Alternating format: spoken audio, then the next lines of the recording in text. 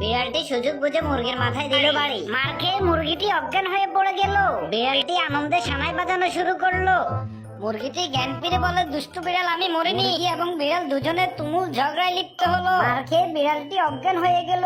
মুরগিটি বিড়ালকে গাছের সাথে বেঁধে ফেলল। বন্দি বিড়াল বাঘের কাছে ফোন দিয়ে তাকে উদ্ধার করার জন্য বলল। বাঘটি বিড়ালের ফোন পেয়ে আর এক মুহূর্ত দেরি না করে হুন্ডা নিয়ে রওনা দিল। মুরগিটি বাঘ আসার কথা শুনে নিজে এনার্জি ড্রিঙ্ক খেয়ে শক্তি বাড়িয়ে নিল।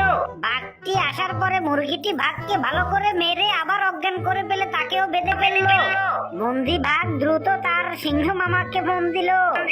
এদিকে মুরগিটি চালাকি করে তাদের পথের মধ্যে তার কাটা গেড়ে দিল। সিংহ মামা আসার সময় তার হুন্ডায় তার কাটা গেড়ে সে অ্যাক্সিডেন্ট করে ফেলল। এরপর মুরগিটি তাদেরকে নিয়েও গাছের সাথে বেঁধে ফেললো। এরপর মুরগিটি সোরা দাঁড়াতে দাঁড়াতে তাদেরকে জবাই করে বিড়ালটি গায়ে পড়ে ঝগড়া করার উচিত। বন্ধুরা, এই ভিডিও থেকে তোমরা কি শিক্ষা পেলে তা অবশ্যই আমাকে জানাবে।